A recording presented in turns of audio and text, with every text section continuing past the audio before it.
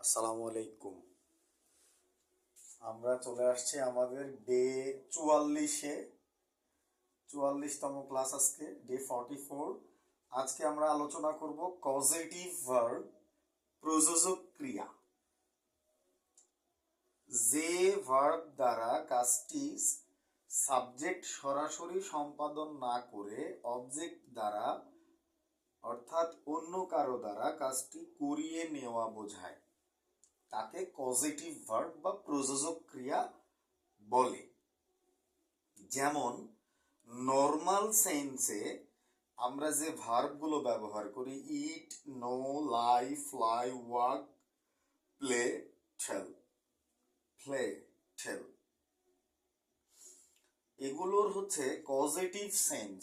যখন যে ভার্ব দ্বারা কাজটি সাবজেক্ট সম্পাদন না করে অবজেক্ট দ্বারা বা অন্য কারো দ্বারা কাজটি করিয়ে নেওয়া বোঝাচ্ছে, সেই ক্ষেত্রে ওই ভার্বটাকে আমরা পজিটিভ ভার্ব বলবো। যেমন ফিড মানে খাওয়ানো, এটা নর্মাল সেন্সে ইট, আর পজিটিভ সেন্সে অন্য কাউকে দিয়ে কাজটি করিয়ে নেওয়া বোঝাতে ফিড, খাওয়ানো। ইটের ফর্ম, পজিটিভ ফর্ম হচ্ছে ফিড, খাওয়ানো, যেমন mother feeds her baby.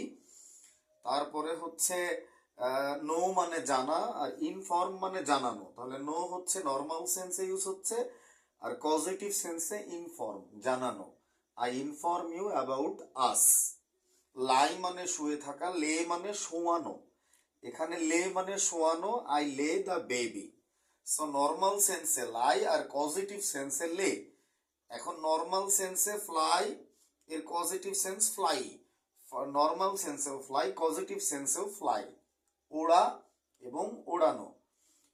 Fly মানেই ওড়া, ফ্লাই মানেই ওড়ানো। দ্য কাইট ফ্লাইজ, এইটা হচ্ছে পজিটিভ সেন্সে ঘুড়িটি ওড়ে, তার মানে হচ্ছে ঘুড়িটি নিজে ওড়ে না, কেউ না কেউ উড়ায়। এইরকম পজিটিভ জিনিসটা হচ্ছে যে ভার্ব দ্বারা সাবজেক্ট সরাসরি কাজ না করে অবজেক্ট দ্বারা অর্থাৎ অন্য কারো দ্বারা কাজটি করিয়ে নেওয়া বোঝায়। এখানে ইট, নো এবং লাই পজিটিভ হয়, এদের পজিটিভ হয়। যেমন ফিড, ইনফর্ম, লে। তাহলে ফ্লাইয়ের পজিটিভ ফ্লাই। আবার দেখা যাচ্ছে এখানে ওয়াক, প্লে, টেল ইত্যাদি ভার্বগুলোর সরাসরি পজিটিভ হয় না। এইবার হচ্ছে আমাদের একটা ঝামেলার জায়গা, ক্রিটিক্যাল জায়গা, বোঝার জন্য খুব গুরুত্বপূর্ণ জায়গা পজিটিভ ভার্বের আলোচনায়, যে যখন নর্মাল সেন্সে কোনো ভার্ব এর পজিটিভ ফর্ম থাকে না, তখন আমরা এই যে 20 পজিটিভ ভার্বস যে কোনো একটার আশ্রয় গ্রহণ করি। যেমন মেক, হ্যাভ বা get, let, allow, get, help, require, employ, permit, motivate, convince, assist, encourage, persuade, hire, lead, inspire, force, bribe, pay। এগুলোর কোনো না কোনোটার আশ্রয় নিয়ে তারপরে নর্মাল সেন্সের যে নর্মাল সেন্সে ইউজ হয় যে ভার্বগুলো কিন্তু পজিটিভ হয় না, যে ভার্বগুলোর, তাদেরকে এই 20টা পজিটিভ ভার্বসের যে কোনো একটার আশ্রয় নিয়ে তার পরবর্তী অংশগুলো সুসম্পন্ন করতে হয় একটা সেন্টেন্সের। যেমন যদি বলতাম the old man walk on road, যেমন একটা বৃদ্ধ লোক রাস্তার উপরে হাঁটতেছে, এটা সরাসরি হয় না। তাকে যেমন এই ওয়াকটার যেহেতু পজিটিভ সেন্স নাই, যেহেতু দ্য বয় প্লে ফুটবল, এই প্লেটার পজিটিভ সেন্স নাই। I make you tell the truth, টেলের পজিটিভ ফর্ম নাই। তাই আমরা এই 20টা পজিটিভ, আরো অনেকগুলো পজিটিভ ভার্বস থাকতে পারে, তবে আমি প্রাথমিকভাবে এই 20টাকেই সবচেয়ে গুরুত্ব প্রদান করছি। এগুলোই অনেক ঘাটাঘাটি করে পাইছি আর কি। তো দেখবো যে আমরা যেমন এইখানে যদি মেক ইউজ করি ওয়াক, প্লে, টেল এর সাথে, তাহলে সেন্টেন্সগুলো এরকম হবে, I make the old man to walk on road, I make the baby to play football, I make you to tell the truth. তাহলে আমি তাকে সত্য বলাইলাম, আমি বাচ্চাটিকে খেলাইলাম, আমি দ্য ওল্ড ওল্ড ম্যানকে হাঁটাইলাম রাস্তায়। তো এইরকম কাজটি উনি সরাসরি করতেছে না, দ্য ওল্ড ম্যান হাঁটতেছে না, বেবি খেলতেছে না, কথা বলতেছে না, আর সত্য বলতেছে না, তখন তাকে আই মেক ইউজ করে আমরা পরবর্তী ভার্বের একটা একটা সঠিক রূপ প্রদান করছি। এইভাবে পরবর্তী সেন্টেন্সের পরবর্তী অংশ গড়ে উঠছে। এইখানে আমরা দেখছি যে এই যে to plus verb one, to plus verb one, to plus verb one এর টুটাকে উজ্জ্ব রেখে বা না লিখে যদি সরাসরি ভার্ব ওয়ান লেখা হয়, to plus verb one is equal to verb ওয়ানকে সরাসরি বেস ফর্ম বলে না। অনেক জায়গায়, অনেক বই পুস্তকে, অনলাইনে বা ইউটিউবে অনেকেই বলে থাকেন, লিখে থাকেন, শিখিয়ে থাকেন যে সরাসরি মেক ইউজ করলে পরবর্তী ভার্বটার বেস ফর্ম হবে। আসলে এটা বেস ফর্ম না, এটাকে বেয়ার ইনফিনিটিভ বলা হয়। টু প্লাস ভার্ব ওয়ানকে যখন শুধু ভার্ব ওয়ান দিয়ে প্রকাশ করা হয় তখন তাকে বেয়ার ইনফিনিটিভ বলা হয়।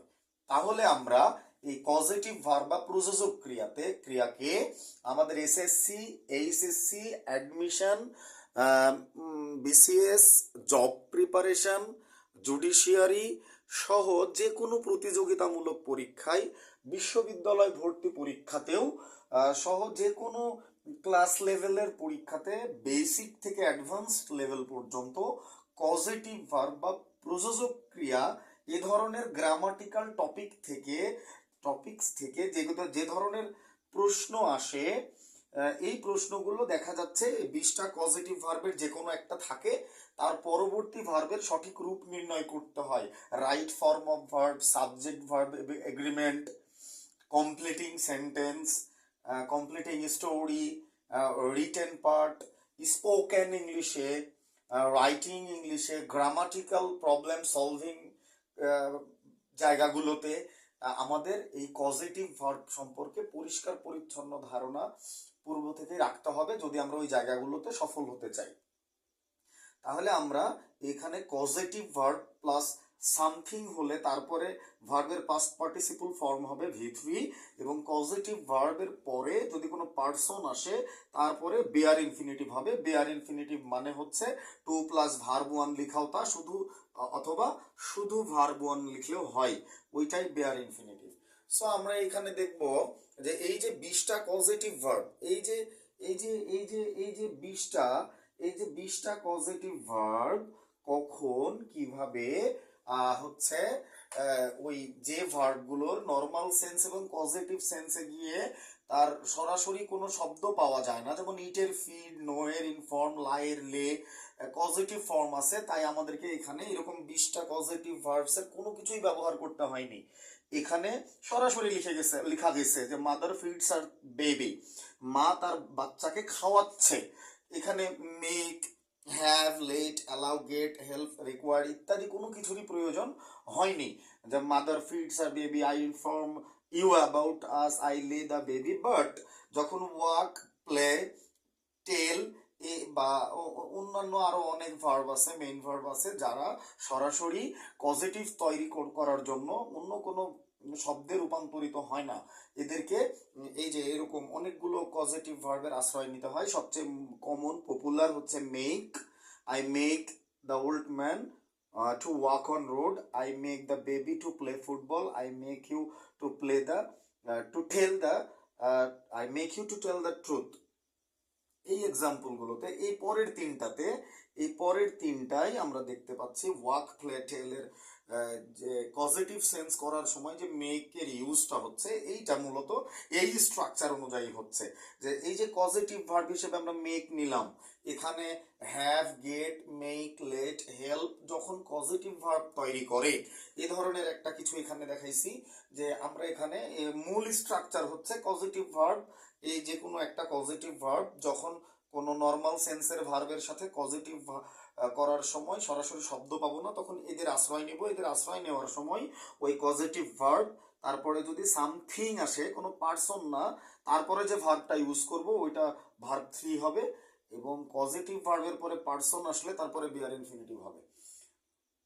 দেখা যাচ্ছে এখানে হ্যাভ অ্যান্ড গেট এর পরে যদি সামথিং আসে V3 হবে, যেমন আই হ্যাভ আ বুক বট, আমার একটা বই কেনা আছে। তো আমরা বাংলা অর্থ করে কম শিখবো, আমরা আপাতত গ্রামার দিয়েই শিখবো ইনশাআল্লাহ, ইংরেজি ভাষাকে ইংরেজি ভাষা দিয়েই শিখবো। সো আপনারা এখানে খেয়াল রাখবেন যে তোরা সবাই খেয়াল রাখবা যে হ্যাভ অ্যান্ড গেট এগুলোর পরে যদি সামথিং থাকে কোনো শব্দ, যেমন আবুক, এটা বস্তুবাচক, তাই তারপরে V3 হয়েছে। হ্যাভ অ্যান্ড গেট এর পরে যেমন I get all work done, V3 হয়েছে, অল ওয়ার্কটা হচ্ছে সামথিং বস্তুবাচক। এখানে হ্যাভ এবং গেট এর পরে যদি পার্সন আসে তাহলে টু প্লাস মানে টু প্লাস ভার্ব 1, যেটা ইনফিনিটিভ আর কি, আর হচ্ছে যেটাকে বেয়ার ইনফিনিটিভ বলছি, টু লিখলেও হয় না লিখলেও হয় এসব ক্ষেত্রে। I have you to do the work, এখানে ডু দ্য ওয়ার্ক লিখলেও হতো, যেহেতু এখানে হ্যাভ এর পরে ব্যক্তিবাচক তাই পরে হইছে বেয়ার ইনফিনিটিভ বা infinitive. I got him play, যেমন এখানে টু প্লে লিখি নাই, তা বেয়ার ইনফিনিটিভ হয়ে গেছে, এটা ভার্ব 1 না, এটা বেস ফর্ম না, এটা বেয়ার ইনফিনিটিভ, এখানে টু লেখা যেত, I got him to play এইরকম। তারপরে মেক, লেট, হেল্প, এদের পরে যদি পার্সন আসে তারপরে বেয়ার ইনফিনিটিভ হবে, যেমন I make him love, to লাভও লেখা যেত, I let you to do, do লেখা যেত, I help you to solve the problem, সলভও লেখা যেত। এই হচ্ছে বেসিক আলাপ আলোচনা কজেটিভ ভার্ব এর। আমরা যদি মনে করি যে আমাদের সমস্ত ক্লাস ডে 1 থেকে ডে 44 ইউটিউবে দেখব, তাহলে আমরা ভিজিট করব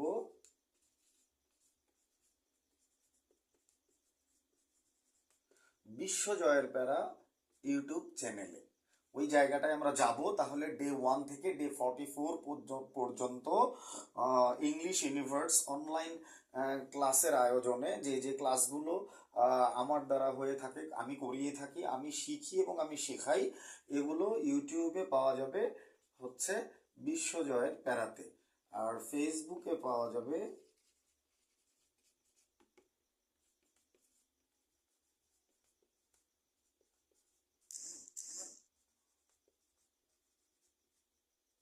সুলতান সুলেমান খান ইউটিউব চ্যানেলে, সরি ফেসবুক আইডিতে। আর হচ্ছে আমি কনস্টিটিউশন অফ ইংলিশ, আমার একটা পেজ আছে, ওইখানেও আমি পিকচার সংরক্ষণ করি, আমি কমেন্টে পিকচার দেই প্রত্যেকটা ক্লাসের, আর হচ্ছে আমি স্টোরিতেও পিকচার সরবরাহ করি আমার ফেসবুক আইডিতে, এবং বিভিন্নভাবে সোশ্যাল মিডিয়ায় আমি আপনাদেরকে তোদেরকে তোদের সাথে তোদেরকে ইংরেজি শেখাই, আমি নিজেও ইংরেজি শিখি। অফিসিয়ালি আমি ইংরেজি শেখানোর মধ্যে 2012 সাল থেকে কাজ করি। আমি যখন ক্লাস 6-এ পড়তাম তখনই তার থেকে আগের বাচ্চা কাচ্চাগুলোকে আমার আশেপাশের পড়ায় আমার একটা পড়ানোর প্রতি যে আগ্রহ ছিল, সেটা নিয়েই আমার কাজ করা। You are all connected to English universe with advocate Sadiq. আজকে 16 ডিসেম্বর 2024, আজকে 44টা ক্লাস নেওয়া শেষ হলো। অলমোস্ট এগুলো যদি আমি কাউকে 1 বাই 1 আমার সামনে বসিয়ে বসিয়ে পড়াতাম, তাহলে 4 48, মানে 4 মাস 44টা হয়েছে, আর 4টা নিলে 12টা করে মাসে ক্লাস নিলে প্রায় 4 মাসের মতো ক্লাস নেওয়া হয়ে যাচ্ছে। সো যেহেতু শিখতেও সময় দিতে হয়, শেখার জন্য সময় দিতে হয়, শেখানোর জন্যও সময় দিতে হবে, আমার ধারাবাহিক ক্লাস প্রোগ্রামগুলো তোদের উপকারে আসলে আমি তোদের থেকে সাহস পেলেই ইনশাআল্লাহ পরবর্তী ধারাবাহিক ক্লাসগুলো নিয়ে হাজির হব। সেই পর্যন্ত প্রত্যেকটা ক্লাস এনজয় করতে থাকো। ইনশাআল্লাহ দেখা হবে ভবিষ্যতে ধারাবাহিক কোনো ক্লাসে। আসসালামু আলাইকুম।